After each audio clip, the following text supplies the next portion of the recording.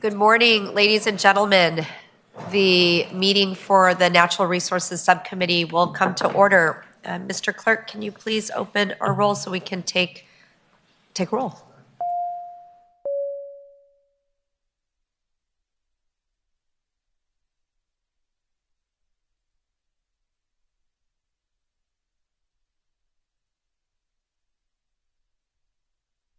Wonderful. Please close the roll, and we have a quorum, and we'll get started. We have a full docket today. We're going to take care of some administrative matters first, and per the patron's request, House Bill 152 has been requested to be stricken from the docket. I believe that is a recorded vote. Thank you, Mr. Clerk. Please open the roll.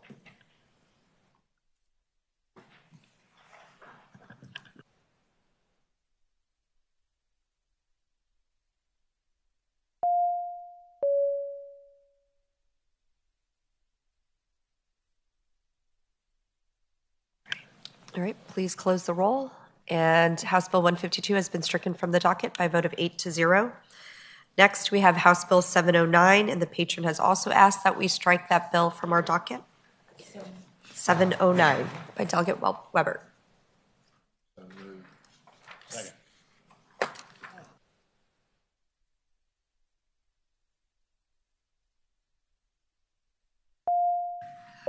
Please make your vote known.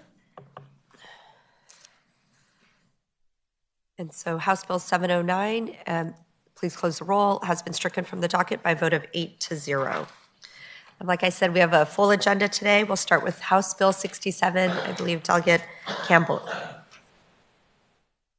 Good morning, thank you. Am I on? Okay. Good morning. Thank you, Madam Chair. Thank you, committee. Before you today, you have House Bill 67. This bill would strike language from the state code that requires a disabled veteran to have a disability rating of 100% in order to be eligible for free entry and discounts at state parks. In doing so, disabled veterans with any disability percentage would be eligible for free and discounted access to our state parks as long as their disability is service-connected. Just some quick data on this. There are approximately 672,000 veterans in Virginia. 30% of those have a service-related disability.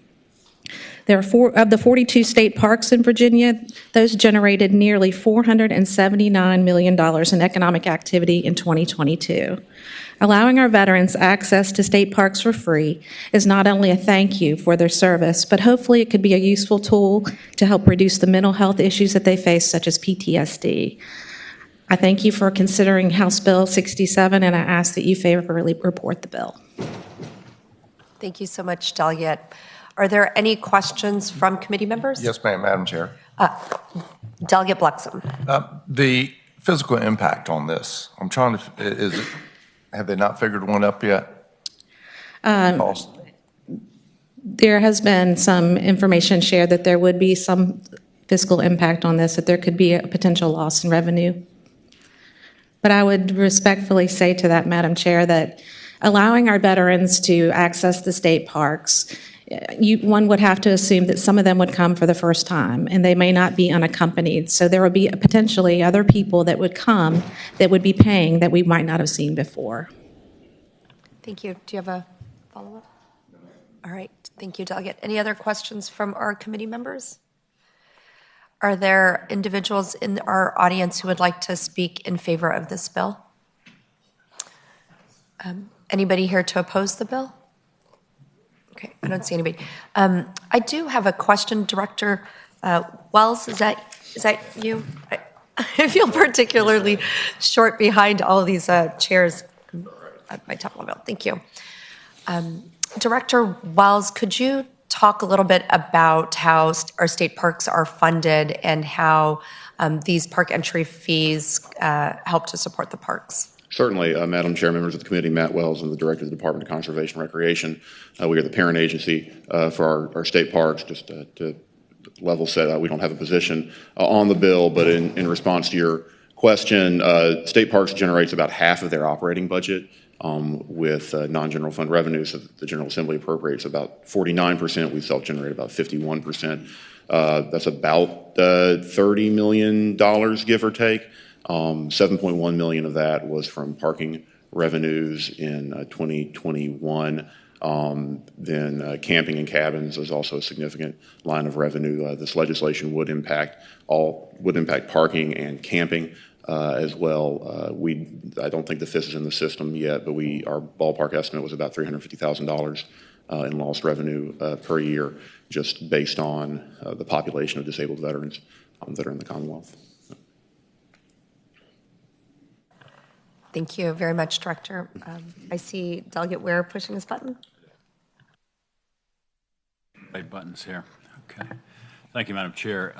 In keeping with that, and I certainly am sympathetic to the purpose of this bill, there is another bill wending its way. Whether it will get anywhere, I'm not sure, but it would dedicate a portion of our tax revenue, I believe from the corporate tax, to cover the annual shortfall, which is significant in funding our state parks. We are understaffed, we are underfunded, and have been for years, and there have been a variety of ways to try and catch that up. And I know this is one very small element. It's not going to affect it hugely, but each time, if we proceed down this path, we diminish what's available. Again, I'm very sympathetic to the intent. I appreciate the delegate bringing the bill, but for those reasons, I don't think I can support. Thank you, Delegate. Are there any other questions? Okay, the committee operates by motion.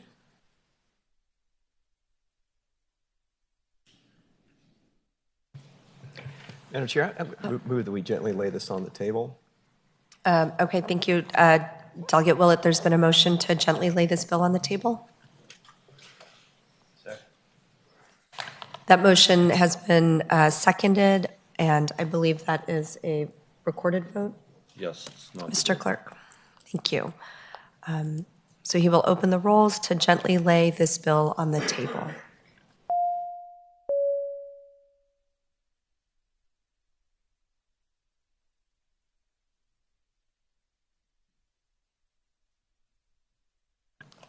Delegate, your bill, House Bill 67, has been gently laid on the table by a vote of 6-4. Thank you so much.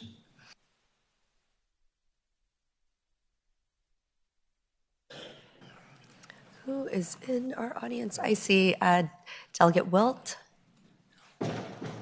Would you like to go next?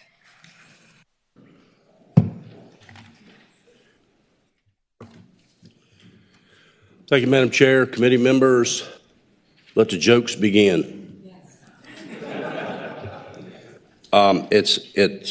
I know, seems like a bit of a silly bill, but actually depends on, again, where you live. It is, it's very applicable. So currently, if an individual hits a game animal, that person has to call the Department of Wildlife, and they have to come, or your local law enforcement, it can be sheriff's department or whomever. They would come and verify. You need to do that for insurance purposes, number one. But then they'll give you a little, used to give you a paper ticket or a little, whatever, to check the animal. Now we're doing it electronically. But they give you permission to take the animal. So what this bill does, but the animal, in order to do that, only the person that hits it can have it. And it has to be during that hunting season. So if it's a deer, it could only happen during deer season. This opens it up considerably, Madam Chair, that if you hit the deer, maybe you're traumatized, maybe it's put your car out of commission, and that's the last thing on your mind, and I happen along, it would allow me to be able to call the department or law enforcement agency that applies, and they can give me permission to take that. And it would also open it up to year-round, and it would include these other game species, deer, turkey, bear, and elk. Madam Chair, that's the bill. Thank you very much, Delegate Wilt. Are there any questions from committee members? Yes. Delegate Bluxham. There could be 100 questions here. I didn't actually realize that you couldn't that another person wasn't supposed to pick up the animal. So I guess size doesn't matter. Any animal you're talking about. Well, Delegate Blossom, you well know you could already pick up a possum. Right. So, 'cause we know how you folks are over your neck of the woods. But no, this applies to deer, turkey, elk, and bear. My only concern, follow-up, follow-up Delegate question. Blossom? Yes. When it says year-round, I'm assuming that's the picker beware in the summertime, picking up a dead animal to thinking that you're going to eat it could be a little dangerous. Absolutely.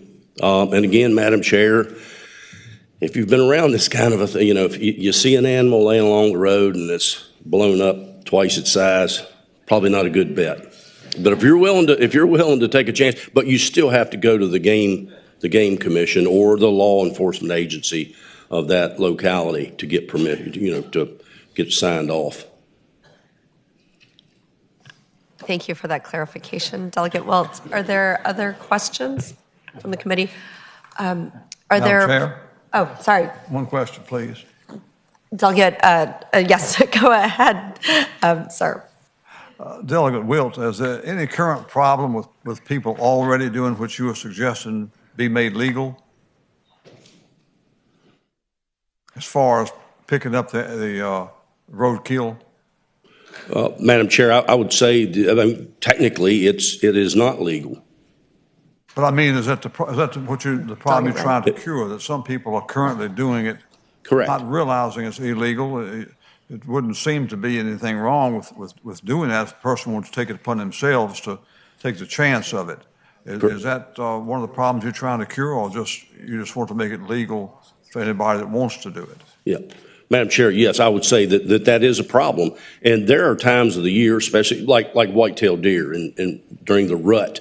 I mean, so currently, if nobody takes the animal, it falls back onto VDOT.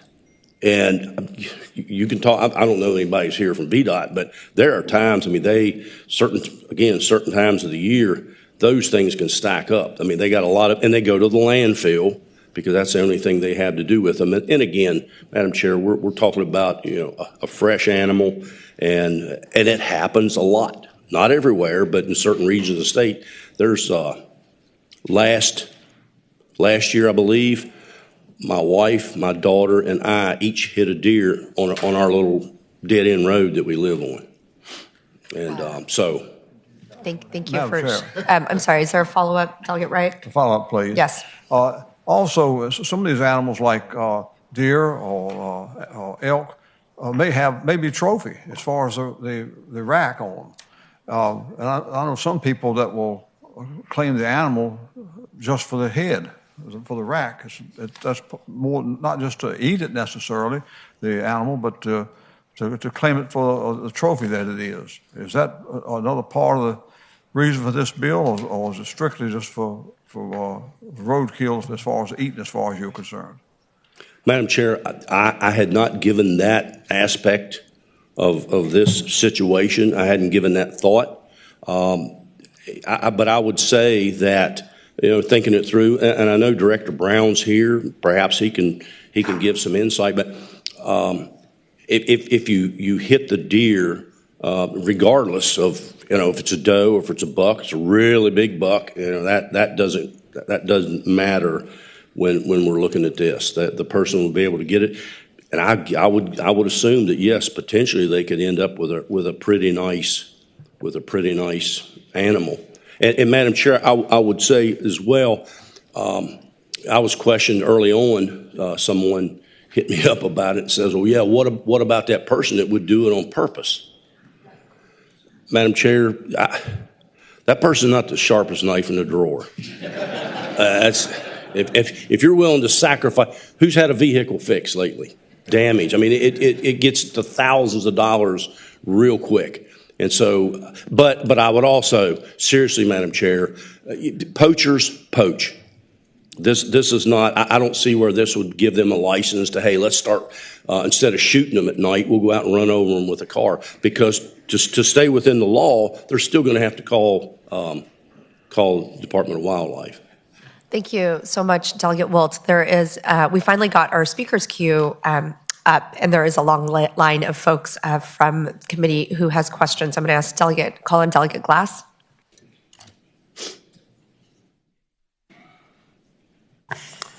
Thank you, Madam Chair. Question, forgive me as a city girl, I'm just going to ask two questions, or I'll request a follow-up. So who determines, kind of going back to what Delegate Bloxham says, who determines that the award is editable?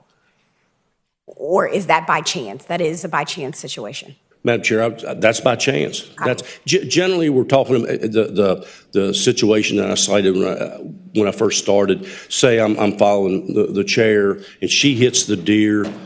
She's likely not in a state, maybe not in a state of mind to even fool with that. But I happen along behind, see it happen, and I would say, well, the deer. Hey, and we all know sometimes they're just destroyed beyond any use, but sometimes they're not. Deer can get hit just like in the head, just kills them instantly. The rest of the meat is usable. But this also allows for a person, you're just riding down the road and you see this deer laying alongside the road. If you feel brave enough that you want to chance it, you would have that opportunity under this legislation. Madam Chair, quick follow-up. Yes, Delegate Glass. Okay, so how would a person, because we're talking about the claiming of the animal, how would someone know that it was available? And I think you kind of alluded to that these things stacked up. Is there a process by which folks know that these struck animals are available to claim? Yeah, Madam Chair, it would just, the animal would be laying along the road. Well, what I mean by, Madam Chair, gratitude, Madam Chair. What I mean by that is when they are unclaimed and I think you said the Department of Wildlife they stack up in the freezer. How would someone, it says the last line here, I think on line 28, it says, not claimed, any animal like not claimed, the conservation officer or other law enforcement officer may award such animal to any person who wishes to claim it in pursuant of this section. And since we're talking about that piece in this, is there a way that someone would know that there were animals to be claimed? Madam Chair, so currently, if they're not reported to the department, even if they are reported to the department and they're not claimed, then again, VDOT would be responsible. I'm pretty sure that the department is not responsible. They don't handle the animals themselves. That I know. Again, Director Brown can speak to that, but it falls back to. But they're not stored. They're not taken to a freezer. They're taken to the landfill. Thank you. I see Director Brown standing up. Could you please, sir, clarify how somebody would know? Yes, Madam Chair. Ryan Brown, Director of Department of Wildlife Resources, and I've spent a career in wildlife conservation for this very moment right here. So thank you to Delegate Wilt for providing this opportunity. Kidding aside, so for the committee's knowledge, the bill that's in front of you largely codifies what has been agency practice for some time. If you think about it, if you're in our shoes and Delegate Wilt or somebody he knows is driving down the road and finds an animal there that he wants to make use of, we don't make certifications as to health. We're not food inspectors, things like that. We just get a call that he would like to claim that animal and save VDOT the trouble of coming along and picking it up.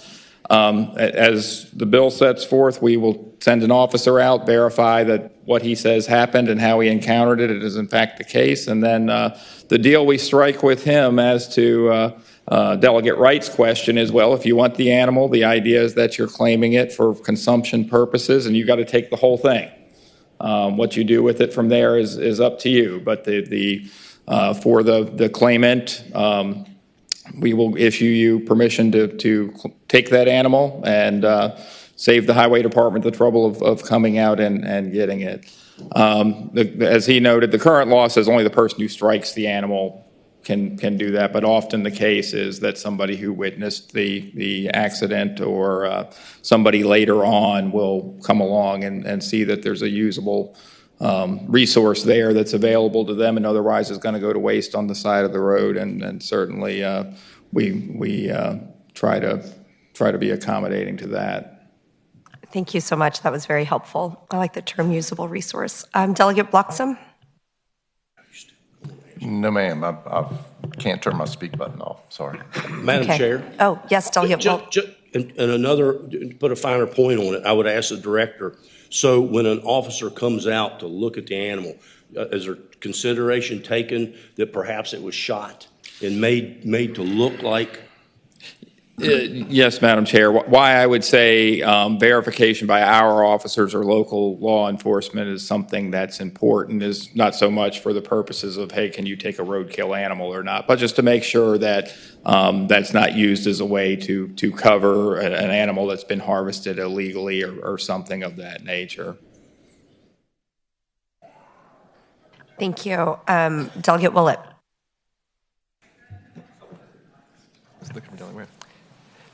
Thank you, Madam Chair. A question actually for either. Really appreciate the spirit of this bill. I am concerned, well, first of all, let's say I'm very proud of the fact that Virginia is an elk state.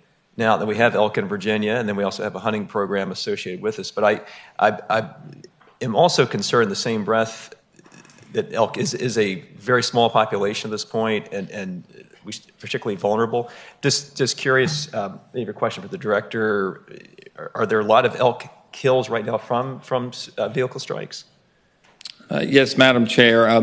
Not a lot, so to speak. We're talking low single digits. And a notable event down in Southwest Virginia, particularly Buchanan County, but really the 3-county area down there where they exist. I invite you all to go down and check them out. It's really cool. Yeah. In those cases, we do get biological samples and use the data opportunity because there aren't that many elk, and so we don't have that many opportunities to do that. The folks down in that area typically are very accommodating, to those requests. And we, even under this legislation, which we as an agency don't have a position on, I should state that, but under this legislation, the conversation's always been already been that, when this comes to be, we'll make sure to make contact with local law enforcement, let them know of the request to continue the status quo, so to speak, of whether they learn of an elk strike or we learn of an elk strike. Our folks get out there and get the opportunity to get the scientific information that they can from the animal. Thank you. Thank you. Delegate Ware. Thank you, Madam Chair. Just an observation. They say timing is everything, and I don't know who to attribute this to, the patron or to the chairman, but an interesting bill to bring on Brunswick Stew Day.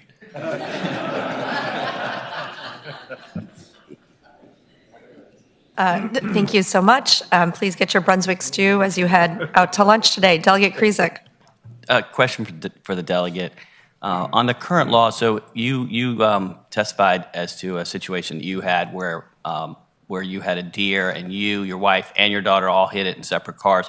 I was wondering currently who would then be able to collect that deer if it's been hit by multiple people? Madam Chair, we each hit 3 different deer. If all 3 of us hit the same one, it's all yours, Delegate.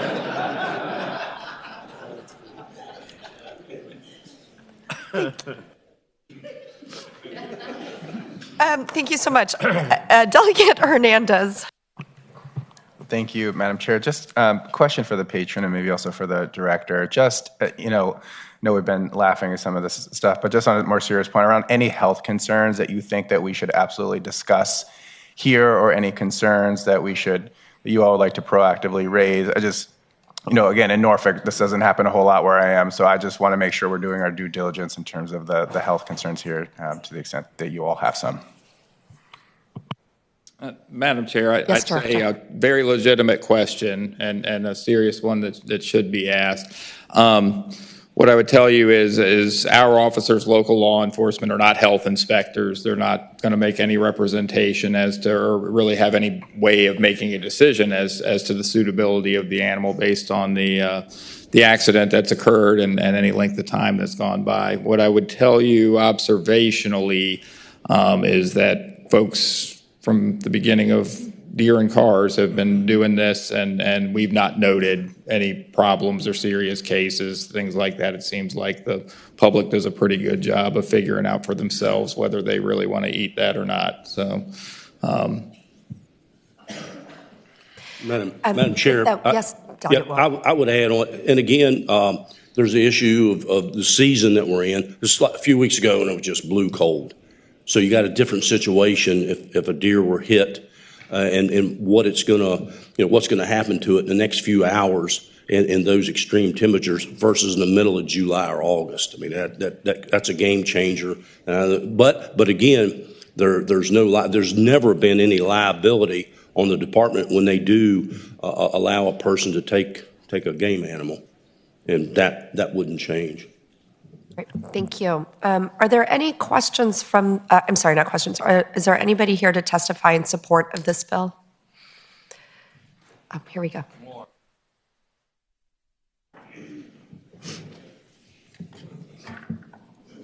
Good morning. Chairman, I'm Jim Riddell with the Virginia Cattlemen. I'd just like to echo, this is a very practical, down-to-earth kind of bill. And it's really recycling, and as you said, it's already going on to a point, but this would codify that.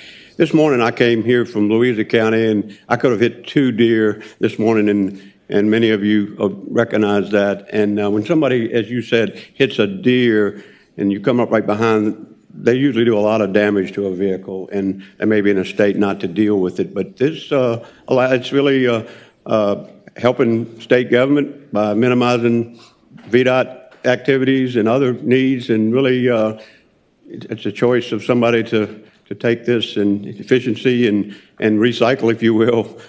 So we'd support this bill. Thank you so much, sir. Is there anybody in the audience who's here to speak in opposition to this bill? All right. Yes, Delegate Wright. There's been a motion to report, and it's properly been seconded to report House Bill 1025.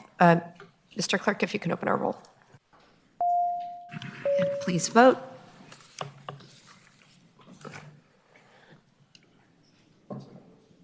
Great, thank you. Please close the roll. Delegate Wilt, what a educational morning, and House Bill 1025 passes unanimously out of our committee. Thank you, Madam Chair and committee members. Thank you so much, sir. I see Delegate Garrett. Thank you, Madam Chair. I have House Bill 496. I also have an amendment in the nature of a substitute. I have copies as well as a handout from the Northern Virginia Regional Council. I'd ask if staff could disseminate those. Great, thank you. Does council have your substitute already? They should, yes. Great. Delegate Garrett, would you like to explain the substitute, or would you like council to report it? So I can speak to the substitute. What the substitute does is takes into account the concerns of a number of stakeholders in this process to bring this legislation to a point where there's no one in opposition. When we speak to Delegate more Garrett, directly just to one the second. Council, could you, I think he gave you hard copies. Could you hand them out right there? Or if you can pass them back to me. Thank you, Madam Chair. Yep, thank you. Please continue, Delegate Garrett. So this is, am I presenting the bill, or am I explaining the nature of the You would explain your substitute, Okay. and then we will move. What so we that do is could address probably be before concerns us. brought to us from the tire manufacturers, the Auto Dealers Association, the Independent Auto Dealers Association, the Forestry Waste Management, Sierra Club, River Keepers, et cetera, to bring, these are all really minor technical changes to make sure there's peace in the valley on this legislation. So there's nothing of significant note changed by the amendments except creating a bill that has a more comprehensive understanding of the various stakeholders in the area. Thank you. I think we need a motion to move the substitute so it can be before us. There's a motion. It's been seconded to move the substitute. All those in favor say aye. Any opposed? Great. The substitute is now properly before us. If you can please explain your bill. Thank you, Madam Chair. Harry Truman said something that Ronald Reagan stole, and I point that out because I think it's actually relevant. Harry Truman, a Democrat president, once said, "It's amazing what you can accomplish when you're not concerned with who gets the credit." And I believe Ronald Reagan had a sign to that effect on his desk, but it was Harry Truman's quote.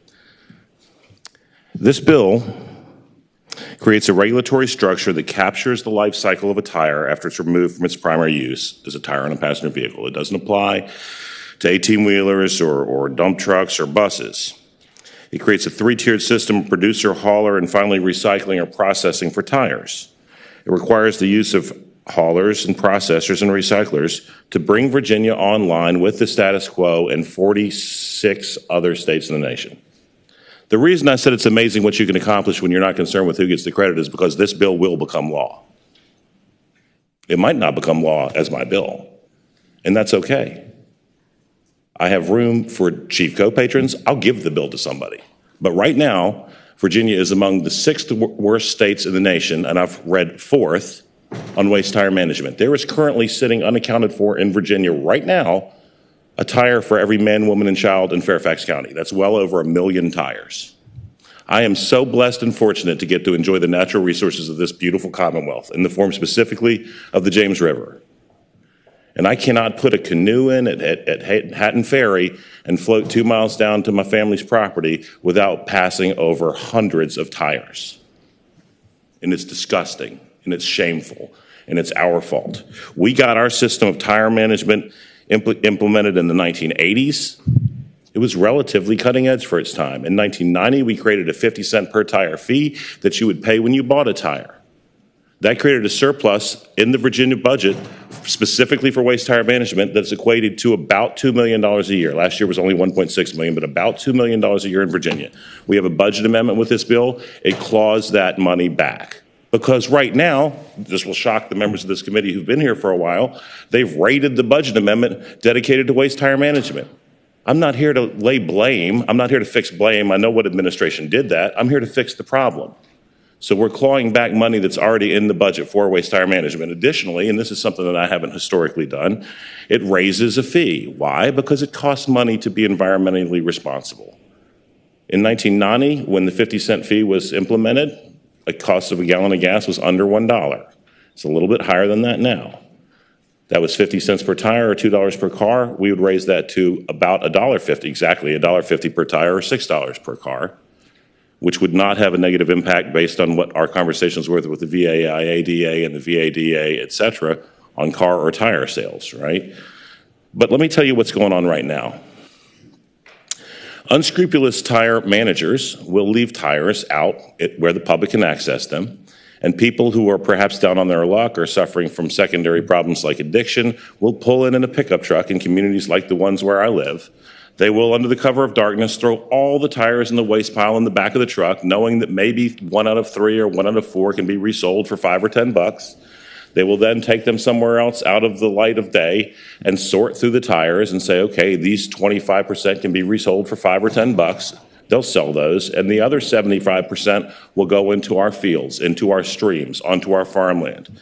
We have heard, not just from folks in the Sierra Club and the River Keepers, we've heard from the Cumberland County Sheriff's Office about the problem. I've heard from multiple county administrators about the problem.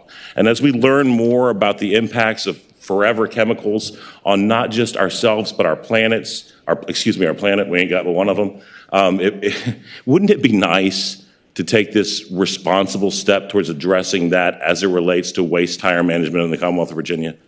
So, again, I'll circle back. I had a bill killed that would have changed the word fax, F-A-X, to email. And whatever. I hope that whoever did that enjoys it. But this is good policy.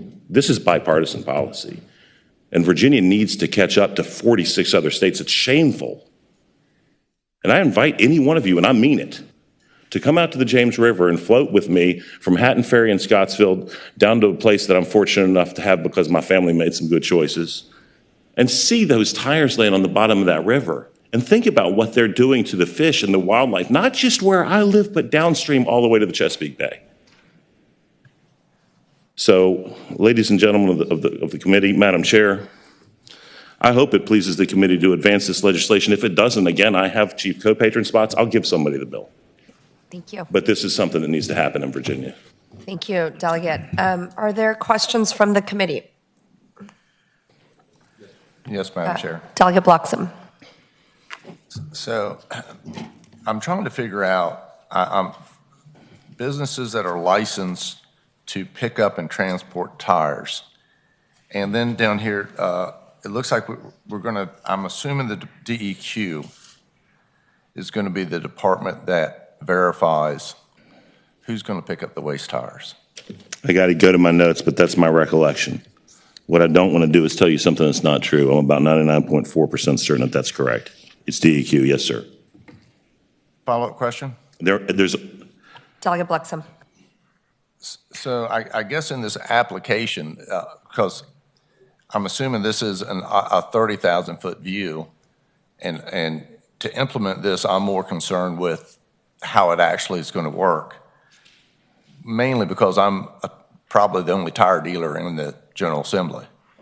So, and I can explain to you the way I get rid of waste tires, but I'm looking down to make sure that this doesn't unduly hurt my area, that I'm not so sure I have anyone that is licensed by the department, so I'm curious how that would work. I'm curious as to, when you say repurpose, I have people that actually, and they don't go through my tire pile in the midnight, they go through during the day because I asked them to.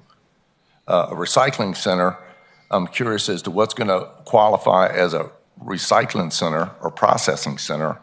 So I mean, there's some issues with this bill. I'm just trying to work through the actual implementation of it, if you could help me out there. right. So I have a gentleman on video who is a waste tire recycler and works with waste tire haulers in the Commonwealth of Virginia, who brought this problem to my attention and vociferously advocated on behalf of this legislation. And I apologize to the delegate because I don't want to seem like I'm being rude, but he literally texted me and said, I will address all of Delegate Bloxham's questions. Not making that up. So. Great, thank you. I think, is this Mr. Elliott Harding you're referring to? Yes, ma'am, Madam Chair. All right, maybe we can bring him on. Mr. Harding, good morning. Chairwoman, thank you for the opportunity to speak. Did you catch Delegate Bloxham's questions, and would you be able to speak to them? Absolutely. First, I want to note that Delegate Bloxham, I am a owner and the managing member of a LLC that it would qualify as a hauler in this definition and a recycler. What this legislation does is right now we are a hauler, and by volition, by our own choice, we are certified waste tire haulers with the DEQ. It's not required. This would allow for a requirement to take place, and then your entity would likely qualify as a defined producer, and that in your regular course of business, you're likely in the regular disposal of more than 50 waste tires a year. All your entity would have to do is register. There's not a heightened requirement of massive application requirements or anything as a producer. But you would have to use us or any of our competitors that are permitted as haulers. So the hauler that you're likely already using to remove your waste tires would likely qualify. I'd imagine that the delegate's using a above board disposal process. Some of your competitors aren't. They're using someone from down the street that Delegate Garrett referenced that very well may be dumping them on the cheap. As to processors or recyclers, there's two different definitions there. Ultimately, the recycler is looking to repurpose or convert the raw material to an alternative use. Now, I'll note that the resale of a fine, certified, totally fine used tire is also encompassed in the definition of recycling. We all drive on used tires. And so the idea that a second go around on such tire is permitted, that's within the definition of recycler, but the processor is the one that's ultimately disposing of the final end-use tire. So there's a difference between the recycler and the processor, if that somehow addresses the delegate's questions. Delegate Bluxham, do you have follow-up? Follow-up question, Madam Chair. So can you explain a processing facility to me? What exactly is going to be the processing facility? So the processing facility. Mr. Elliott, I'm sorry, Mr. Harding. So the processing facility is likely the final end-use facility that you're already having your tires end up at. These are folks that chip, scrap, bundle, bind, shred, and then and as to the final end use of a tire, very often a processor very well may be selling them or not selling them, paying qualified landfills, and landfills very often use them to line their landfills or things like that. But processors oftentimes find alternative uses too, whether they be in-state, out-of-state, things like that. The final end use of a scrap of a dead tire, as I would call it, there's no perfect solution yet. Thankfully, this bill will put funds back into the coffers to incentivize recycling and end use so that we can innovate as to what is a clean and good final use of a scrap tire. But the processor is the one that's killing it, I would say, right? And that is they're tearing it up, shredding it, scrapping it, cutting it up, and getting it to that final end use, whereas a recycler is trying to repurpose it. Thank you, Mr. Harding. Are there other questions from committee members? Delegate Glass. Gratitude, Madam Chair. And forgive my ignorance here. I see licensing, and I'm wondering, is this putting a new requirement on DEQ? I think that's a department that we established to create a licensing process, form, and if so, are they prepared to do such tasking? Right. So I appreciate the delegate's question, Madam Chair. So DEQ currently licenses volunteer facilities who wish to engage in this process. This would require that they be licensed. So I think the answer to your question, and I'm not trying to be like dodgy, is yes and no. Some facilities are already doing this, and DEQ is already doing this with those facilities. This would make all of them do it so that we could track them. The goal being, obviously, to keep the tires out of our woods, our rivers. I mean, I live in a rural area, but I'll bet you that there are places in urban areas where people are dumping waste tires, and there are impacts of this that we don't even know. I think. Delegate Garrett, I think Director Rollbland is here if he wants to come up and talk about the DEQ process that's current and what's been laid out in the substitute. That would be wonderful. Yes, ma'am. Thank you. Thank you. Good morning. I'm Mike Rollband, Director DEQ. Thank you for inviting me up. First of all, we have no position at this time, but I can answer technical questions. There is a problem with waste tires in the Commonwealth, and everything the delegate has said is factually true. The fee is now 50 cents per tire, the same as it was in 1991, I think it was. We have a budget since three administrations ago. Governor McAuliffe started moving some of the money. It's in our budget now. We move $1.8 million out of that fund every year to supplant our stormwater program. So that's another issue. We're working on a fiscal impact with DPB, our finance staff. We are estimating there is a fiscal impact. This is going to be more work. So that's just a fact of life. Is there any other questions I can answer? Delegate Glass, do you have a follow-up? No, thank you, Madam Chair. Great. Thank you very much, Director. You're welcome. Delegate Krizek? Director. Madam Chair, Delegate I'm Krizek sorry. has a question. The reason we increased the fee from 50 cents to $1.50 per tire is to offset that cost. So we think we've covered the fiscal impact, and tragically for my core constituencies, we probably increased it and then some, or covered it and then some. Thank you, Delegate. This bill does have a letter to be referred to appropriations if it makes it out of our subcommittee and full committee, and they will kind of figure out the fiscal impact and aspect of it. Delegate Krizek. I think we've answered the question, Madam Chair, but I just wanted to say that I thank the delegate for bringing this bill. This is not just your district that has this issue. Senator Servell and I have been doing an annual creek cleanup in Mount Vernon, and without fail, there's at least 3 to 4 or 5, 6 tires there every year, and so this is definitely a big problem. I just hope that this $1.50 or $2, I thought it said in the bill, is going to be enough. But we can always come back in the future and make that larger if we need to, because we really need to get rid of these tires. So thank you very much for bringing this forward. Thank you. Thank you. Thank you. Delegate Bluxham. Thank you, Madam Chair. Question to Director Rollband. Director. Thank you. So I just want to make sure who you can license. So my process right now is we take a 6-wheel truck ourselves to the local landfill. We used to slice them ourselves, but it's cheaper for us to let them slice them. are they going to be considered a processing center, and do they have to get licensed with you in order to dispose of the tires? Well, this bill actually requires us to develop regulations. So that in the regulatory process, we'll spell all that out. And that's one, concern we note is just the time it's going to take to go through the full APA process.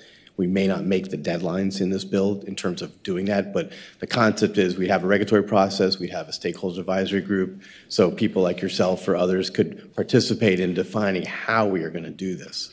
So it's not, it's not laid out exactly because we would get input from the public. The other thing is to think about is the biggest problem with waste tires right now is the lack of demand for the product. So Shenandoah, the Northern Shenandoah Valley Regional Commission recently got a $3.9 million grant to buy machinery to develop a better reprocessing system. The American-sized civil engineers used waste tires in their asphalt mix when they repaved 3 years ago or so. It's been done on a test basis by VDOT. It's used in a dozen or so states. So another thing to think about in the future is asking VDOT to change their specs to encourage or require a certain amount of waste tires mixed in the asphalt because we need a product or a demand. We used to burn this in North Carolina primarily. That plant is shut down now because of the air emissions issues. There's a couple of companies looking at pyrolysis of tires, but they haven't yet finalized their technology and applied for a permit. They just talked to us. So there's the demand side as well. But it's a real tire. I mean, we joke about tires being an obligate plant definition for wetlands. If you see tires sitting in an area, it's usually a wetland. People dump them there all the time. Same thing with the stream. So it's a problem that needs to be solved. It's going to take a combination of solutions. And as we go through the regulatory process, I think we can get there. Are there any other questions? All right. Are there folks in the audience who want to speak in support of the bill? Oh, I'm sorry. Madam Chair, I don't want anyone to ever think I misled them. Excuse me. The status quo is 50 cents per tire for a total of $2 per vehicle. The increase would be $1.50 per tire, so a total of $2 per tire on top of the increase. Right. So Thank you for that I clarification. just didn't want y'all to think I was using fuzzy math. Great. Hold. I know I just asked for witnesses in support, but I see that Delegate Hernandez has his hand raised. So 1 second. Thank you. Delegate Hernandez. Just going back to that very point around the increase in the fee, I guess I just wanted to ask someone from the department who was just up here whether he believes, since we're still awaiting the FIS, if it is your opinion that that would offset the cost of the additional work. Director. It should offset the cost. Thank you very much. All right. Folks who are here to support this bill, please come forward. Madam Chair, members of the committee, Corey Connors with the Virginia Forestry Association. We've talked about a lot of natural areas and rivers, but private forest landowners are having huge problems with illegal tire dumping. It impedes forest management. It causes significant environmental damage. It restricts recreational land access. And just as an example, one member reported a cleanup last year of about 75 tires that required them to get an excavator to get dump truck time, a bulldozer to haul these materials to a recycling facility that was literally hundreds of miles away at a cost of several $1,000s to remove 72 tires. So anything that we can do to curtail the illegal dumping of tires and certainly to assist forest landowners with the cost of doing so, we're going to be in support of. Thank you very much. Good morning. Good morning. Madam Chair, members of the committee, Nathan Thompson, James River Association. We support the bill and we appreciate the delegates' enthusiasm for the James River. Thank you. Good morning. Madam Chair, Pat Calvert, Virginia Conservation Network. We do not have a position on this particular bill, but we certainly appreciate the intent and the concern from the delegate about the rampant mismanagement of tires and dumping in rivers. So thank you. Thank you very much. Good morning. Good morning, Madam Chair, members of the committee. Mariah Fitzhugh with the Virginia Automotive Association. We are in support of this bill. Thank you.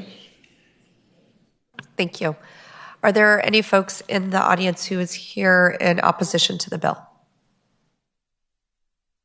Okay. Delegate Glass.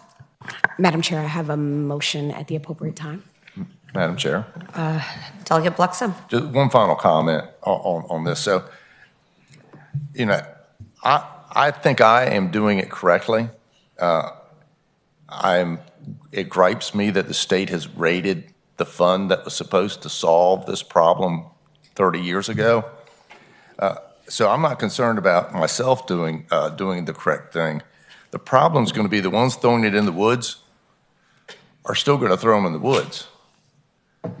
They're going to avoid paying the tax. They're going to get the tax and avoid paying the tax. So I'm not really sure we're going to solve the problem that we're trying to solve. And I'm not really sure that this is really ready yet for prime time. Thank you, Madam Chair. Thank you, Delegate Bloxham. Madam Chair. I'm sorry. Who just called my name? Oh, that was Delegate Garrett. Would you like a final word? Yes, ma'am, Madam Chair. To the delegate's point, unless you steal the tires, you're not going to avoid paying the tax because the tax is implemented when the tires are sold to the individual from the dealer of the tires on the front end. Thank you. Thank you. I'm going to return. I think Delegate Glass, you had indicated. Madam Chair, I move to report and refer to appropriations. This with the substitute. Second. There's been a motion to move the substitute and refer it to appropriations. That's been properly seconded. Mr. Clerk, if you could please open the roll.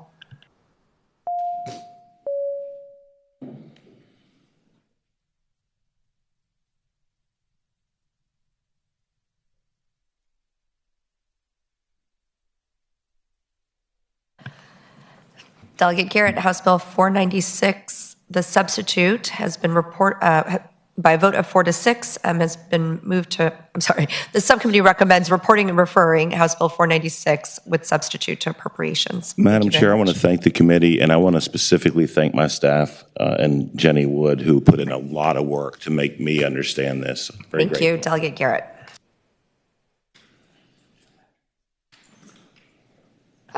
I'm going to bring up Delegate Ennis, who is here before Delegate Hope. Thank you. Good morning. Madam Chairman and committee members, thank you for having me here today. House Bill 789 would allow military veterans to apply for the Virginia Department of Wildlife Resources Special Lifetime Hunting and Fishing License, regardless of age or disability status. The application would start at $200 for those veterans aged 50 or younger and decrease in price every 5 years over the age of 50.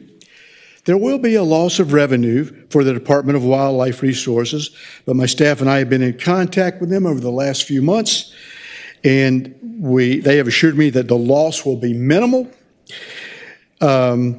That, and in the current code, the DWR board can revise the cost of license if needed. With Virginia housing so many government communities, this bill aims to not only increase the benefits to those who choose to serve and are stationed in Virginia, but to encourage our veterans to stay when their time of service is over. I hope it is the pleasure of the committee to report this bill. Thank you very much, Delegate. Do I have questions from the committee members? Delegate Glass. Thank you, Madam Chair. So I'm wondering, you said the cost was minimal, but what is that?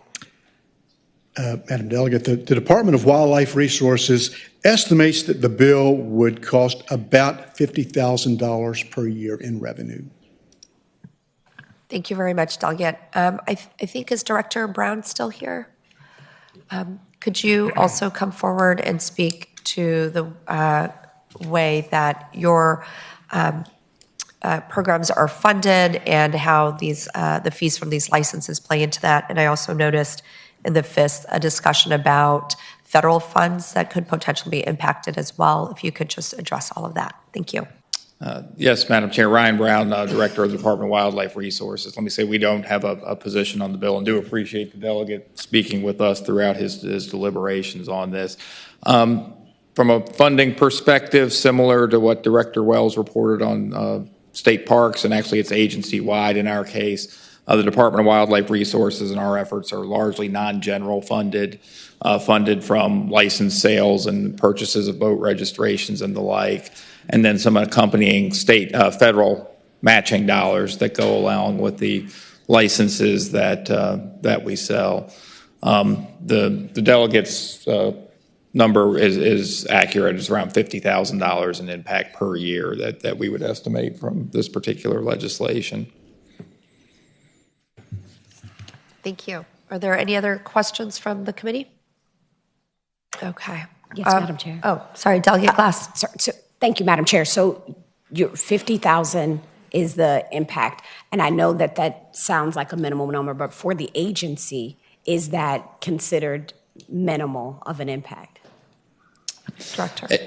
Madam Chair, it's what I would say is it's a cost we can absorb. We are about between a $65 and $70 million per year overall agency budget, depending on what projects we have going on and things of that nature. We're serve the Commonwealth with around a 500-person workforce between law enforcement, biologists, outreach and education staff and the like. So, on the one hand, I want to say we're always looking for funds. On the other hand, an impact of $50,000 isn't one that's going to lead to laying off folks or anything like that. So, Director Brown, I just want to, could you please clarify, is the $50,000 impact state funds from the licenses? I'm sorry, would it be just from the licenses, or is it also including any federal funds? I saw in the FIS it says that in order, the State Fish and Wildlife Agency must receive a minimum net revenue for the license, and for each certified license holder that you report, Virginia receives approximately $36 in federal support. So I just want to make sure that the $50,000 includes the federal support as well, or it's just solely from the license fees. Yes, Madam Chair. In broad terms, the $50,000 is all inclusive. We would still get federal matching dollars. Now, if I brought my finance staff up here with lifetime licenses, there's a little different computation in terms of how many years you get those for based on life expectancy tables and things like that, but without getting into a very complex discussion of how that may be affected one way or the other over a long period of time. Suffice it to say, the estimate that we provided in the FIS is what we think the total cost would be. Great, thank you. Are there any other questions from the committee? Are there folks? Oh, I'm sorry. Yes. Madam Chair, we've had Delegate Lopez for the agency head. We've had numerous bills like this over the years that basically paper cut various agencies. Considering what we voted on, what we passed, maybe over the last 10 years, that have taken money away from your agency and other similar agencies in natural resources, what would you say the overall impact has been of all of those over the years? Madam Chair, standing here at the podium, not prepared to give you a dollar figure on that, but the observation is accurate that yes, over time, the cumulative impacts of not just free licenses, but license exemptions that are granted for a particular purpose, definitely have impacted the overall revenues of the department.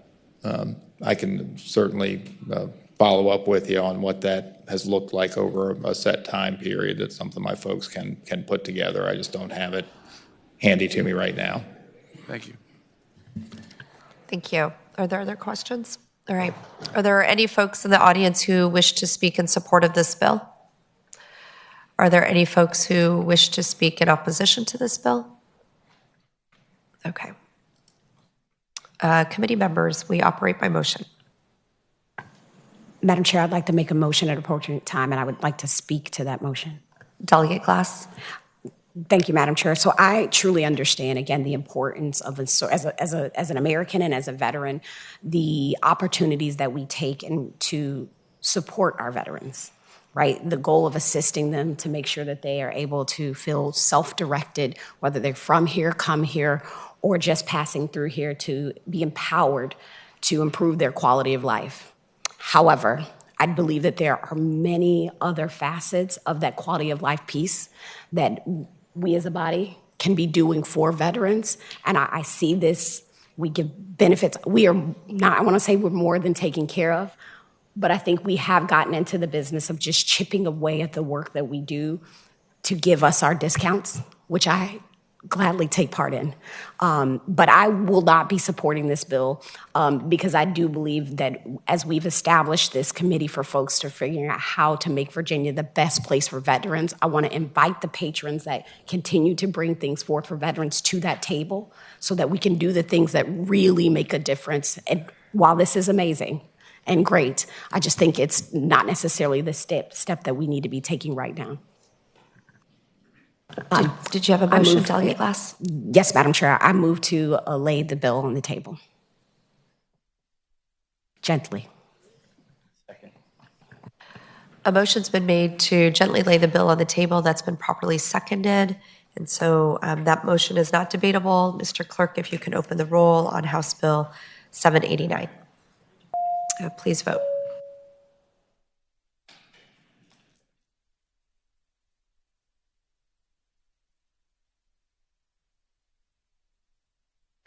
The motion to gently lay House Bill 789 on the table gently has failed by a vote of 5-5. And the committee operates by motion. Seeing that there is no motion that has been proffered, The bill fails to report. the bill fails to report. Delegate Ennis, thank you so much for coming today. Delegate Hope.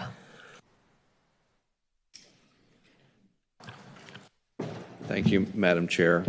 I've had quite an education listening to the subcommittee today. House Bill 309, I appreciate the courtesy to give us an extra time to work this out. We do have a substitute.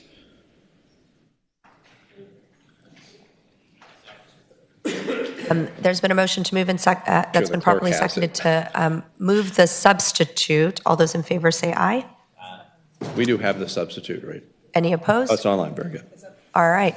It is on LIS and on iHod for those on the committee and at home. You can pull it up online. Good. Would you please explain your bill and substitute in whichever order makes the most sense? Madam Chair, thank you. And the extra time gave us the opportunity to get all stakeholders together and agree on the substitute that's before you, and I'm not aware of any opposition on House Bill 309 now.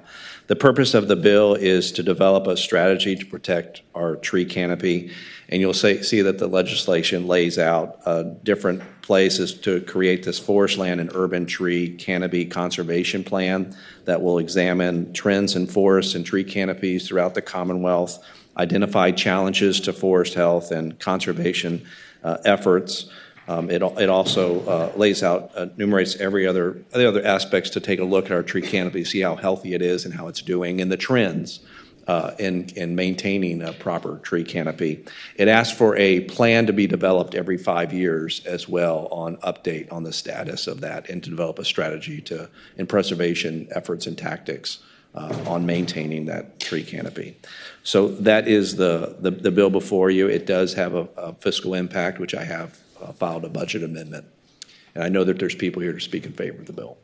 Thank you so much, Delegate Hope. Are there questions from our committee members? I see Delegate Ware, your hand is up. Delegate Ware. Thank you, Madam Chair. And Delegate Hope, I'm fully in support of the measure. I think it's a valuable one. I know you don't go into detail on the specific threats, possibly accepting invasive species, but one thing that certainly has had an effect on forestry is the burgeoning solar farm prospects across the Commonwealth. I've had a number of places in my district where there's been essentially clear cutting for that purpose. So I hope that will be included in the study. I appreciate the delegate bringing him forward. Thank you, Mr. Chairman. Thank you, Madam Chair. Thank you. Are there other questions? Delegate Bloxham.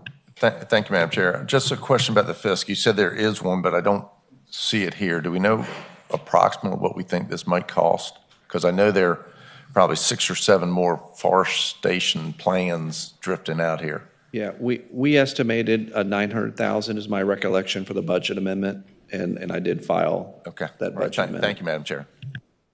Thank you. So I think letters were sent out last night to refer bills to appropriations. This was not on that list. Why don't we just, out of abundance of caution, let's. Okay, out of let's an do that, 'cause abundance I of did file caution. a budget, and if there's anyone we here can do that wants to speak to that, I mean, I've worked collectively with the stakeholders, and if they think that, but I do think that they would need to hire someone, the department would need to hire someone to. Thank you. Thank you for that foresight. Okay.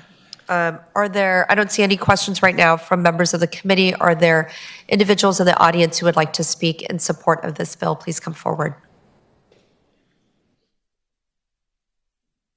Good morning, Madam Chair, members of the committee. I'm Ann Jerzyk with the Chesapeake Bay Foundation. I want to thank the delegate for bringing this bill forward. The Forest Conservation Plan will assess the health of our urban and suburban tree canopy as well as our forest. And I feel like that we need this baseline understanding because trees, whether they're in a forest or whether they're in our cities, are one of the most cost-effective strategies we have to mitigate the impacts of climate change. Our forests capture carbon and filter our drinking water. Our urban trees cool our cities, reduce flooding and polluted stormwater runoff. The Forest Conservation Plan will help prepare Virginia to be a resilient, more climate-ready Commonwealth. So we also want to thank the Virginia Forestry Association, the Farm Bureau for helping us get to the substitute language, which is before you, and we hope that you'll report the bill. Great. Thank you so much. We have a long line of folks who are standing up to support. If you can please keep your comments succinct so that everybody has a chance to voice their support, that'd be great. Yes. Welcome. Madam Chair, members of the subcommittee, Phil Abraham, representing the Virginia Association for Commercial Real Estate. We appreciate Delegate Hope and the Bay Foundation working with us to add residential and commercial development to the parties who would be on the stakeholder group, and we support the bill as such. Thank you. Thank you. Good morning. Good morning, Madam Chair. I'm Steve Carter Lovejoy with the Virginia Sierra Club, and we support this bill. Thank you. Good morning again. Madam Chair, Pat Calvert, Virginia Conservation Network. We also support this bill. Thank you. Thank you. Good morning again. Good morning again, Madam Chair. Corey Connors, the Virginia Forestry Association. We do support this bill. Appreciate Delegate Hope allowing us an opportunity to work on it. I do want to note with respect to the fiscal impact that $900,000 is approximately 2% of the Department of Forestry's budget currently, so it would be important if it is the will of the committee to move this forward to ensure that it's funded. Thank you. Thank you. That is important. Good morning. Good morning, Madam Chairman, members of the committee. Martha Moore with Virginia Farm Bureau. And we, again, echo the comments of the Virginia Forestry Association and appreciate the delegate giving us time to work on it. Thank you so much. And we support the bill. Thank you. Good morning. Thank you, Madam Chair. Brad Copenhaver, representing the Virginia Agribusiness Council, similar to the Forestry Association, the Farm Bureau. Really appreciate Delegate Hope's allowing us to work this out, and we also support the bill. Thank you. Thank you. Are there any folks who are here to speak in opposition to the bill? Okay. Are there any questions? Oh, I'm sorry. We did have one person online, and I want to give a chance to speak. Which bill are we on? What number? 309. I think we have Mr. Christopher Miller. Yeah, thank you, Madam Chair. I'm Christopher Miller, President of the Piedmont Environmental Council. We support the bill, and I would refer to climate vulnerability and risk assessment we've done for Albemarle County in cooperation with the county that showed the forest cover is one of the most important strategies for addressing health effects from heat, and this study should be able to help develop that information for the rest of the Commonwealth. We support the bill and thank for the opportunity to speak. Thank you so much for joining us virtually. Members of the committee, do I have any other questions? Okay. Would you like a last word, Delegate Hope? He's all good. We operate by motion, committee members. So we have a motion to report and refer. That's House Bill 309 to appropriations. That's been properly seconded and it's before us. Mr. Clerk, if you can open the roll.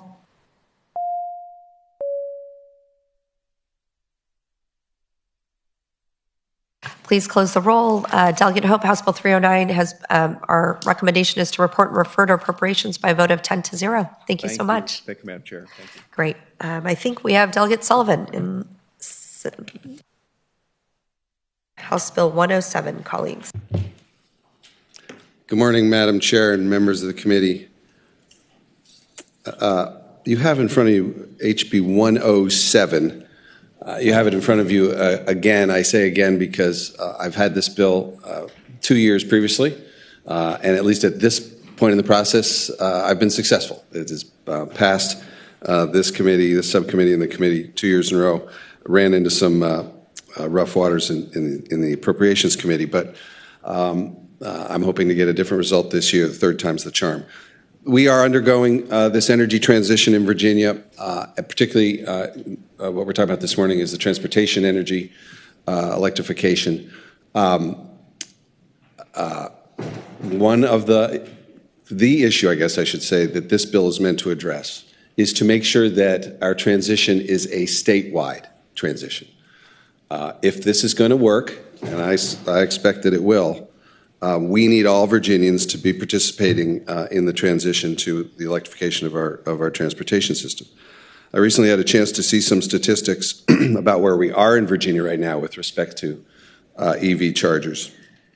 And these statistics will tell you why I'm here in front of you with this bill. We have about 4,000 chargers in Virginia right now. 88.5% of them are in non-rural locations. That's areas with a density of more than areas where there aren't more than 250 people per square mile. 74% of them are in localities along the interstate, 64, 81, and 95. 67% of them are in 10 most popular localities, most populous localities, excuse me. 83% of them are in northern, central, and Hampton roads. And here's the statistic, 3.3% of them were in the 20 localities with the lowest per capita income. There's a lot of money coming from the feds on charging stations, and that's good news from Virginia. And we're going to be building a lot of charging stations in the next several years. But the first slug of federal money is all focused on the interstates. The interstates, of course, within 1 mile of an interstate. Again, 95, 64, 81. There's a lot of Virginia that's not within 1 mile of those interstates. And this bill is meant to address that. What this bill would do is set up a fund where developers, private developers, would be able to go for assistance to install electric vehicle chargers only in rural areas. And the bill defines by, you'll see in the first couple of paragraphs where those areas would be. They're defined as distressed localities. That's a sort of a code, that's a defined term in the code, which gets us, as you do the map, to the areas we're looking for. None of these are going to go into Fairfax County. None of these are going to go into Arlington. These are going to go in areas of the state that are rural. And why do we want to put charging stations there? For a variety of reasons. We want the residents of those localities to participate in this transition. We want people traveling to Virginia, coming to our rural areas from, pick a state, Tennessee, Maryland, North Carolina. We want them to be able to come to Virginia driving their EVs, knowing that they'll be able to charge, come to our beautiful parts of Virginia to camp, fish, whatever they might be doing. So it's a tourism attraction thing as well. We want to make sure we are participating in this transition.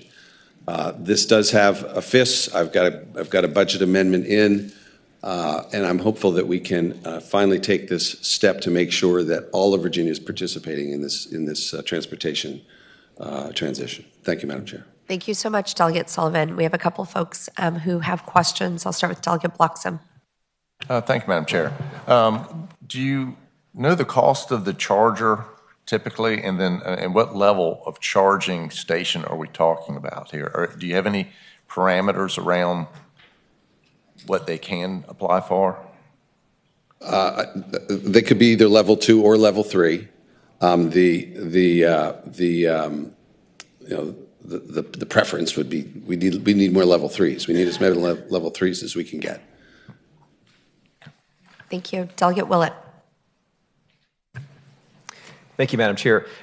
More of a comment than a question, but I really want to thank the patron for bringing this bill. I've probably been driving an electric vehicle as long as anyone, at least in this room, which is getting close to 11 years now, and I had some very anxious moments in the rural parts of the state. So I do appreciate the intent of this bill to address that, because it is tough out there. And you're exactly right. Folks tend to limit their travel right now to the interstates because you've got a better chance of having a charging system there. I think this would go a long ways to addressing that. So hopefully we can get this through. Thank you, Delegate Willett. Delegate Glass. Gratitude, Madam Chair. Just question, not a developer, not really in this sector, but in line 44, it says that they're eligible for grants equal to 70% of the private developer's non-utility costs. Where did that 70% number come from? And is that standard to supplement that much of the non-utility costs, or? There are going to be some people here to talk about that, but I think that was the number, excuse me, Madam Chair, to answer the delegate's question. That was the number selected as being the optimal number to make this work. With respect to, and I am not the expert on what it costs to install a level 3 charger, but I think there's some people here who can address that. But the 70% was the number that the industry believes will make this work and attract developers' attention to install these things in rural Virginia. Thank you very much. Are there other questions from the committee? Okay. Folks who are in the room to speak in support of this bill, please come forward. Good morning. Good morning, Madam Chair, members of the subcommittee. Greg Habib with Gentry Lock here on behalf of Carbon Solutions Group. We thank Delegate Sullivan for working with us again this year. We've been working on this bill for several years. As he indicated, this subcommittee and the full committee has always reported favorably on this bill. In fact, it was been unanimous in the last couple of years. It's just failed for funding. I want to address the two questions that were asked and then just make a couple of comments. Delegate Bloxham, we have debated in drafting this bill how prescriptive and specific the language should be. The idea was we don't want this to be a particularized specific government program. This is really just a nudge to the private market. So private developers will evaluate individual locations, determine what the right charger is, what the right infrastructure expenses are, all of that. This is simply a nudge to get them over those initial upfront costs until we can then get the demand to meet the supply in those areas. So we did not explicitly mandate level 2, level 3, or anything else. And that was a choice made to not make this just a specified government program, but a nudge towards a private market program. Delegate Glass, Madam Chair, to Delegate Glass's question, yes, we've done a lot of study on this. And as you know, there's sort of a chicken or the egg problem with EVs for a lot of folks. People don't want to buy an EV if there's no infrastructure. Nobody will put the infrastructure there if people don't have EVs. And so what the industry has said is that 70% nudge in currently non-EV areas of the state largely is what it would take to get that upfront investment, which then will lead to the vehicles coming online. And keep in mind, this isn't just a government giveaway. This 70% then leads to 30% private sector investment, and it leads to the utility investment in their side of this. So this is really just a nudge to get this moving. To my friends on the right who are uncomfortable with the idea of either EVs or government programs, number one, this has nothing to do with the Clean Cars mandate. This bill, in fact, predated Virginia's adoption of the Clean Cars mandate, and it's simply a recognition of whether EVs are mandated or voluntary, they are going to become an important part of the transportation mix. It's just going to happen. And so the question is simply, should rural Virginia be left behind or not? Should rural constituents have the opportunity to acquire whatever vehicle they want, or should they not? And we really did try to craft a private sector program. It's driven by private developers. The infrastructure would be privately owned with simply the nudge necessary to get them to make that investment, and then we see the return on that investment. So I think that's why this bill continues to report unanimously with Republican support. It just fails for lack of funding each year, and as Delegate Sullivan said, he's confident he's going to make a better argument appropriations this year than he did last year. So thank you. Thank you very much, sir. Delegate Ware has a question for you, former Delegate Habib. Delegate Ware. Thank you, Madam Chair. I would ask Mr. Habib, that you mentioned this is a private sector matter, but the fund says up to $25 million. Are those private dollars or the public tax dollars? No, to be clear, the 70% fund is state money. That is money that is going to have to be appropriated to pay for that. That 70% will then lead to 30% matching from the private developer, and that's infrastructure investment. That is new dollars. There's tax revenue that is generated from the improvements to real estate, all of that. And then there will also be utility expenditures because this doesn't cover the utility portion. Thank you. Thank you. Thank you very much. Yes. So we have a long line. If we can, that was a very helpful explanation, I think, for folks on the committee. If we can keep our comments brief so that everybody has a chance to weigh in. Thank you. Madam Chair, Steve Carter Lovejoy with the Sierra Club, and we recognize the great importance of this bill and we support it. Thank you. Good morning. Morning, Madam Chair. James Hutzler, Virginia Association of Counties. We support the bill. Oh, thank you. Good morning. Good morning, Madam Chair, members of the subcommittee. Thomas Turner for Conservatives for Clean Energy. We do support this bill for the tourism and tax-based opportunities for rural localities, and we thank the gentleman for the delegate for patroning the bill. Thank you very much. Good morning. Good morning, Madam Chair and members of the subcommittee. My name is Aisha Shekara, and I'm a policy associate with Advanced Energy United. We are the only business association in the U.S. that represents the full range of advanced energy technologies and also electric vehicle and charging companies. And with an industry-focused approach, we support policymakers to reach 100% clean power and clean transportation. Major auto manufacturers are transitioning to electric models, and in response to the growth in the EV industry, and the National Electric Vehicle Infrastructure Program, established by federal law, is accelerating public charging in major highway corridors. As we move closer to a future where EVs are the norm, decision makers can ensure Virginians can safely and easily charge by building public charging stations in areas federal dollars do not cover, like rural, tourist, and low-income areas. Public charging amenities can boost local economies and give communities new opportunities to generate profit. A key barrier to EV adoption is range anxiety, and this legislation seeks to address that concern by ensuring more Virginians can readily access chargers and feel secure in their ability to drive their EVs near home and beyond. Public charging amenities can lower current and future charger wait times, constraints on highways and cities with existing chargers, and generate additional tax revenue, tourism, and small business profits. This bill better aligns Virginia with the transportation industry and gives more consumers access to savings associated with driving an EV. Thank you, Madam Chair and members of the subcommittee. Great, thank you so much. Or is there anyone, Delegate Bloxham, did you have a question for her? One final question for the patron. Okay. I'm just trying to make sure that these are public chargers and not a developer building a development and then putting them in the garages of the houses to sell them. I just think that's an important, if we're going to put public money in it, I'd like to make sure that they're public charging stations.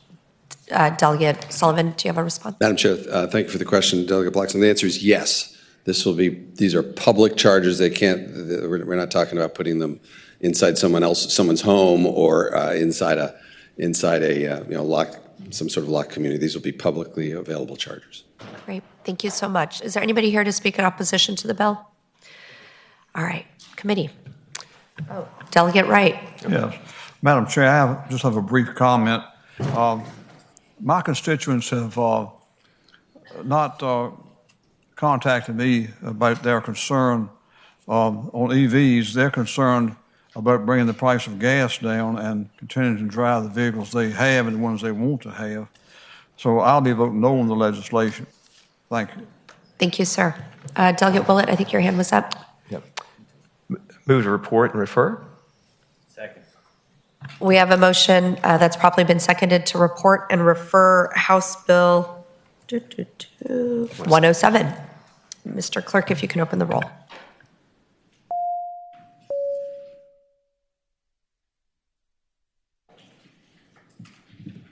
Thank you so much. Please close the roll. The committee recommends to report and refer House Bill 107 to appropriations by a vote of 8-2. Thank you so much, Delegate Sullivan. Thank you, Madam Chair and members of the committee. Yes. Committee members, I think we have 2 minutes, and I am so sorry, Delegate Kent. like you're right behind council in my line of sight. Did you want to come up and present your bill, please? Thank you so much for your patience. Thank you so much, Madam Chair and members of the committee. I am here to present and thank you for your consideration of House Bill 879. This bill will grant and convey an ingress and egress of an easement and right-of-way at the wildlife management area, which is located in King George County, which I represent the southeast portion of King George County. This bill really is administrative. This is current practice right now, and basically we are just putting it down on paper. So hopefully just more procedural than anything as it currently stands. It's a 50-foot, just to speak to the bill, Madam Chair, it's a 50-foot right-of-way, which is located at an existing driveway at the refuge, and serves adjacent parcels owned by grantees, just would allow them to continue to have access to that driveway. So it's certainly more administrative than anything. Certainly happy to answer any questions regarding the bill. Thank you so much. Thank you, Delegate.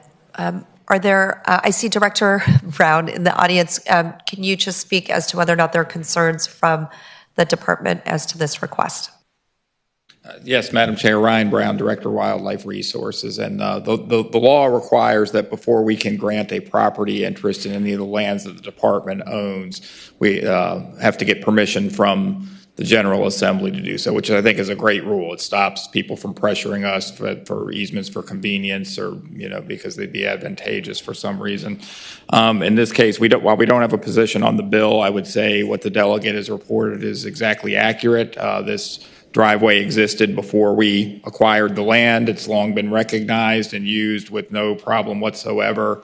The landowners understandably want to just get that codified, so to speak, put in record in the courthouse. So it's official and there for the future. And thanks to the delegate, we worked with them on the language that would accomplish that.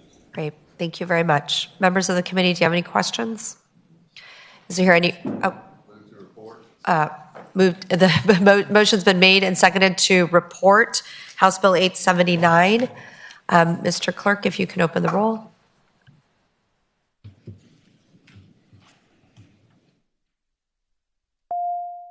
Great, please vote. Please close the roll. Delegate Kent, your bill 879 has been recommended to be reported by unanimous vote. Thank you, Madam Chair. Thank you so much for your patience. Okay, I don't see the Uber chair. Delegate Krizik would like to present one of his bills. Really quick, would you like to do it from the podium or from where you are? Yes, please. I'll just do it here. All right, which bill, Delegate Krizik? HB 1297. There's a substitute. Move the substitute. Second. The substitute's been moved and seconded. All those in favor say aye. Aye. Any opposed? Great, the substitute is before us for House Bill 1297.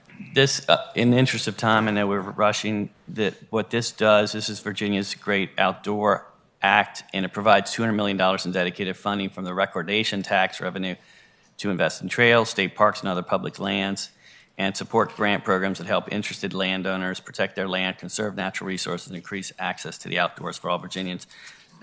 The problem right now, as you heard before in some of the testimony, that Virginia lacks a dedicated source of funding to support Virginia's outdoor spaces. And the recordation tax comes from development, and it's been used in many states in this fashion. And the second part of the bill, which has not been amended, just goes through and explains how the distribution would take place. And I think we have a number of people here that want to speak in support of it, but make it quick, 10 seconds each, guys. Thanks. Thank you so much, Delegate Krizik. Are there any questions from members of the committee? You can access the substitute on IHOD or LIS. I don't see any questions yet. If there are folks in the audience who'd like to speak in support of this bill, please line up and let us know your support. Good morning. Madam Chair, thank you. Members of the subcommittee, I'm Nikki Robner. I work for the Nature Conservancy. We're part of a large coalition of organizations supporting this bill. We're very grateful to Delegate Krizik. he rightly referred to a lot of the testimony we've heard on other bills today about the need for funding. So whatever it is that you care about, and I know there are members of this committee who care deeply about protecting battlefields, who care deeply about providing public hunting opportunities. For me, it's biodiversity. That's why I work for the Nature Conservancy. I want to leave future generations the same diversity of life on Earth that we have now. If that matters to you, all of those things could be addressed if this bill passed, and we really would appreciate your support. Thank you. Thank you so much. Good morning. Good morning, Madam Chair. Steve Carter Lovejoy with the Virginia Sierra Club, and we support this bill. Thank you and good morning. Good morning, Madam Chair and members of the subcommittee. Zach Scott with the Potomac Conservancy, and we support this bill and urge its passage. Thank you. Good morning. Good morning. Pat Calvert, Virginia Conservation Network. For the reasons you just heard, we also support this legislation. Great. Good morning. Good morning, Madam Chair, members of the committee. Trip Pollard with the Southern Environmental Health Center. We strongly support this bill and thank the patron for bringing it. Wonderful. Thank you. And I believe we have Mr. Christopher Miller online for House Bill 1297. Thank you. We support the bill as well, and thank you to Delegate Krizek for bringing the bill forward. Thank you. Thank you, Mr. Miller. And reminder, he is with the Piedmont Environmental Council. Good morning, sir. Jim Liddell with the Virginia Cattlemen and the beef and livestock producers across the state, all those lush pastures and hayland you see across Virginia, that's our livestock producers and many of our farms. And this bill would add some extra resources to open space protection, farmland protection, forest land protection, and so we support the bill. Great. Thank you so much. Is there anybody here to speak in opposition to the bill? All right. Members of the committee. Delegate Ware. Thank you, Madam Chair. I'm just getting a look at this bill. It says up to $200 million. Obviously, that comes out of the general fund, which funds schools, police, all the things that we currently fund through the general fund. Does the delegate anticipate that it would be $200 million in a right away, or are we talking about gradient up to that, or how does? Delegate Krizek. Madam Chair, this is not from the general fund. This is from the recordation tax, which already has some of that goes to another. There's some of it's used for another purpose as well. So it's not the first time this recordation tax will be used. Yeah.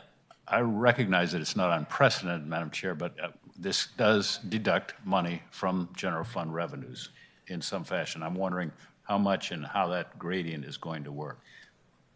I will say that if this bill it does need to be reported and referred, or referred to appropriates, just so you know, but we could discuss that financial stuff in appropriates. Great. Thank you. Thank you, Madam Chair. Thank you. Delegate Willett. Move to report with substitute and refer to appropriations. There's been a motion.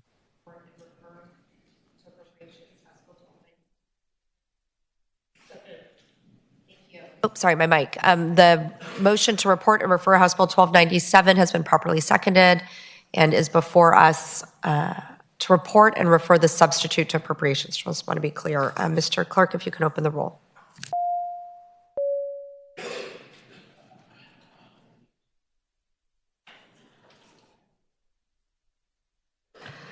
Delegate Krizek, House Bill 1297, our committee recommends to report and refer with substitute to appropriations by a vote of 10-0. Thank you so much, and thank you to everybody for joining us for our subcommittee meeting today. And we are finished. Bills we didn't hear today, we'll hear next week. Thanks so much.